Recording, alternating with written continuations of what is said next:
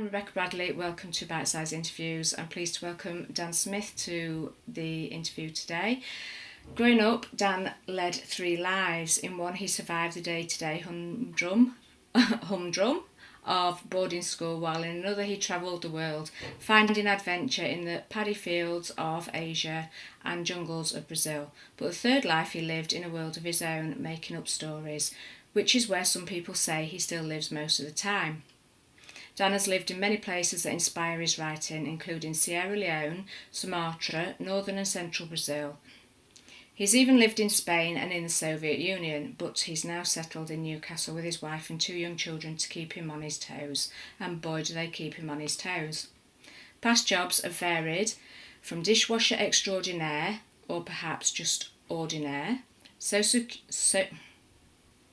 social security fraud, detecting it, not committing it, so he says, to working on giant-sized Christmas decorations and a fistful of mundane office jobs. But throughout all of those things, he's always kept writing.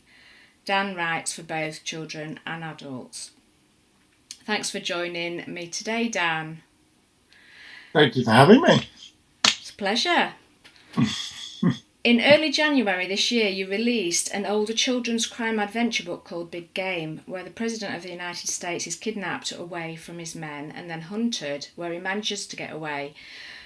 For any regular cinema goers, they may recognise that title as a box office hit by the same name, starring none other than Samuel L. Jackson as a president. Can you tell us how you came to write that book that is linked to such a massive film? Yeah, very exciting, isn't it? I went to see that as well. Yeah, and did you enjoy it? I loved it. Good, Yeah, it's the right great. answer. Yeah, definitely. It's not as good as the book, though, of course. No, obviously, they never are. Books are always best. Yeah. Well, that's a good question. I got an email from my publisher at Chicken House, a guy called Barry Cunningham, who is quite well known, I would say, in the world of children's publishing, because he is the man who first published J.K. Rowling's quite well-known series of books, Harry Potter. Well, that one, yeah. Yeah, and he's got a really good eye for a story. So he sent me an email and said, I've been talking to a guy I know who's a movie producer, and he's producing a movie at the moment which is being made, starring Samuel L. Jackson. It's called Big Game. And we think it would make a good book. And he said, I think you might be the right person to write the book for us. Do you think you'd be interested? And I don't know, I wasn't really all that sure at first how I would feel about writing somebody else's story. My wife, of course, thought I was totally mad even to be considering it, because it was Samuel L. Jackson, and it was this big film, so was I mad?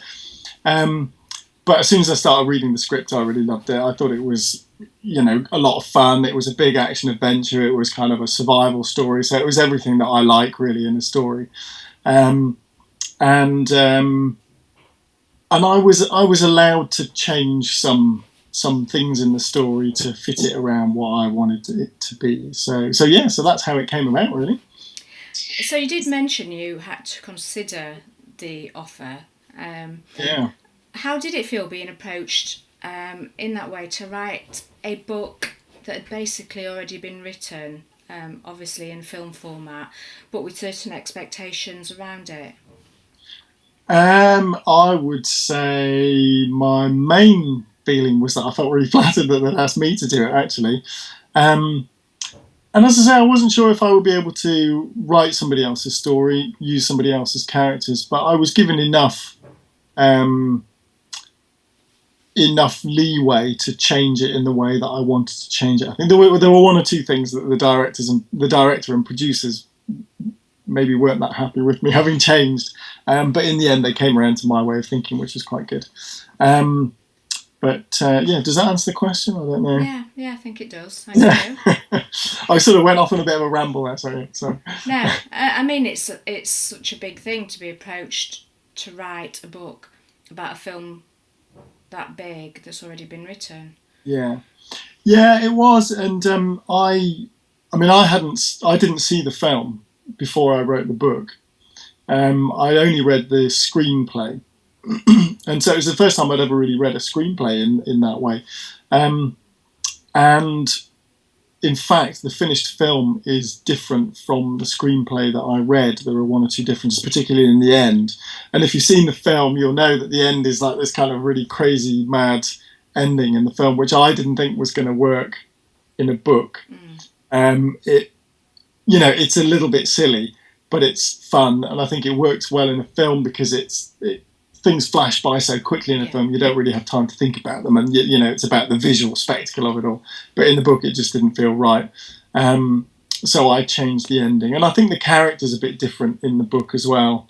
The main character, Oscari, he's not as tough as he is in the film, I don't think, and it's more of a and I really don't want to say journey because it sounds like X Factor or something, but it's it's more of a learning experience for him, shall we say, that he has to learn to kind of be tough.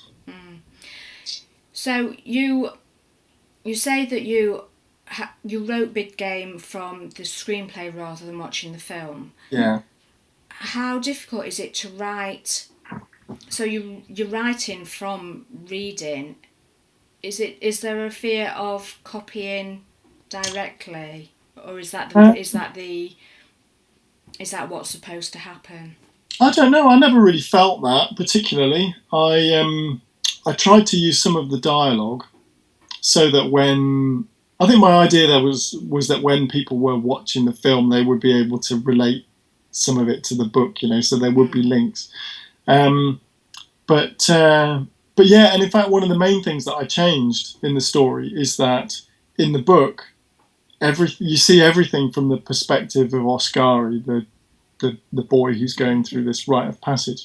Whereas in the film, I don't know, I think maybe he and the president share importance in terms of who the main characters are. So I had to manipulate a lot of events to make it so that Oscari could be there to witness those events happening. Whereas in the film, he's not. Yeah.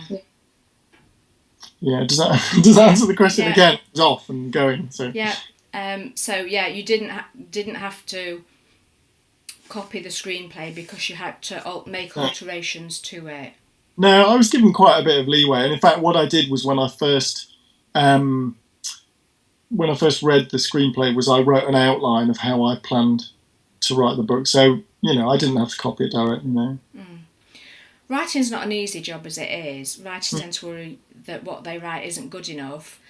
Other than this, what hurdles and what wow moments did you come across in writing Big Game after that film had already been made? Do you know what? It's really good that you say writing's not easy and that, you work, because you do. And I'm sure people think that writers just swan around the house, and we have a cup of tea or, a swig of gin or whatever it is that they think we do. Maybe watch a bit of afternoon TV and wait for the muse, but it really isn't like that. It is hard work. I have to sit down and make sure I do some work. Wow moments, I don't know if there were any particularly big wow moments. I think the main wow thing was that I was writing a book that was going to be a film, and of course every author, well, maybe not every author, I'm generalizing, but lots of authors, their kind of dream is to have their book made into a movie. Which is a bit silly, really, I think, because, we're writers, we write books, and that's our love. So, I don't know, maybe I love stories, I guess. So, yeah, that was the biggest wow, was having a book that was going to be a film.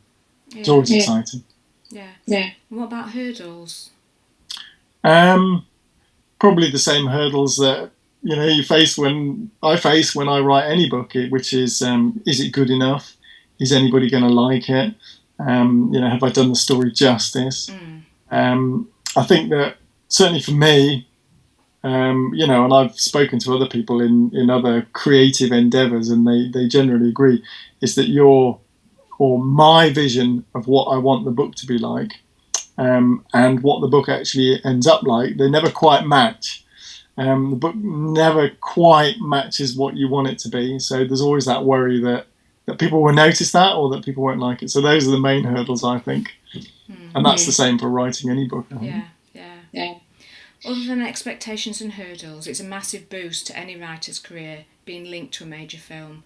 Did you enjoy that experience of writing in that way? Yes, very definitely, yeah. I mean, I didn't really have much involvement with the film, and it's a very different world, I think, the film world from the publishing world. The publishing world is very open and everybody gets very excited, and they like to talk about the books. But the film world is a little more secretive. I couldn't tell anybody what I was doing, and I wasn't allowed to talk about the film. And when I went to see, it was all very exciting, because when I went to see the finished film, I went down to London. I went to Entertainment One, which are the distributors in this country, and sat in their private cinema and watched it. But I watched it with a group of publishers and publisher scouts and people like that. But we all had to sign a non-disclosure agreement before we watched it, and promised we wouldn't talk about it or blog about it or anything. So yeah, it was very exciting. Right. Very exciting. Yeah, and in fact, I did blog. I made the mistake of blogging about it when I'd seen an early rush of the film, so I was allowed, and it was before all the special effects and stuff had been put in. I was so excited because I thought, this is really good, the film was great. I just had to blog about it, so I put it on my blog. So I've just seen an early cut, and it's absolutely brilliant. And within 2 hours, I had a phone call saying, Dan, you've got to take that off. You can't. So yeah, Secretive World, very exciting. Oh right, brilliant. Would you do it again? Yeah, definitely I would. Yeah, I would definitely do it again. Obviously, it would be nice if it was one of my books. Yes. Turned into a film rather than the other way round. And I have optioned one of my adult thrillers for a movie, but that doesn't necessarily mean the film will ever be made. But that would be exciting. You said earlier that you're surprised, or not quite surprised, but that a lot of writers want to see their books made into films, and I think that's probably because it brings their stories into a wider audience. Yes, because there are a lot of film goers, and I think that's probably why. Yeah, well, I think also we're a very, very visual society, aren't we? We like to see things, and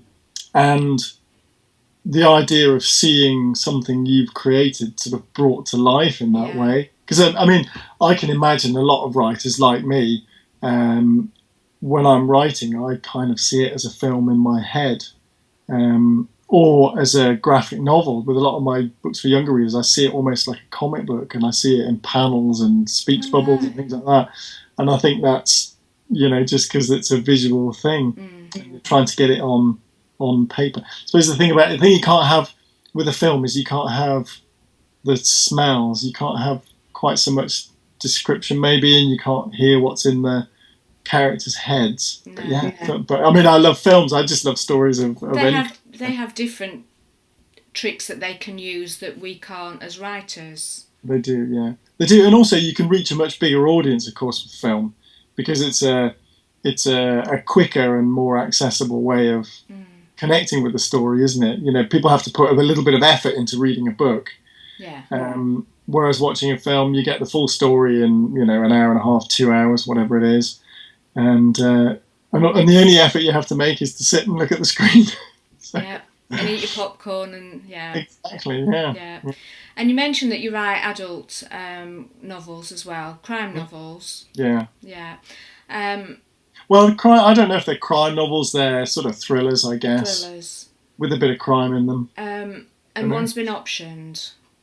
So, yes. Brilliant. That's great. Having had this experience of writing this way, would you do anything in a different manner at all? No, I don't think so. No, I think it all seemed to go quite well. And Big Game, it was fantastic because it was sold to 25 different countries, I think. So it's been translated into loads of different languages, and I've got a box full of Big Game in Polish and Japanese and Romanian and all kinds of languages. So it's been really exciting. So if I could repeat the experience, I certainly would. Brilliant, fantastic. Thanks for talking to me today, Dan. Well, thank you very much.